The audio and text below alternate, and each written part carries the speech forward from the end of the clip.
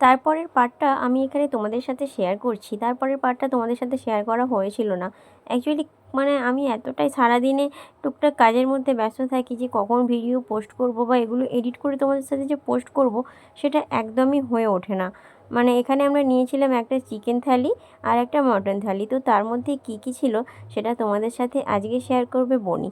সব কিছু আইটেম একই ছিল, শুধু চিকেন আর মটনটা দুটো অল্টার ছিল। বলো।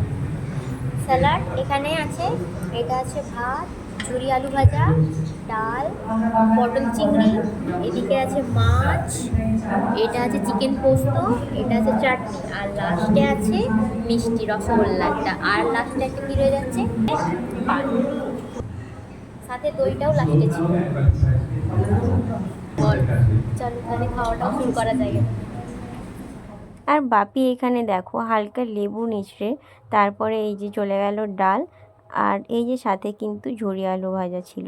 তো বাপি খেয়ে বলেছিল টুকটাক মানে খাওয়ার কোয়ালিটি মোটামুটি ঠিকই ছিল, তবে কোয়ান্টিটিটা যেটা দিয়েছিল সত্যি বলতে একদমই অল্প ছিল।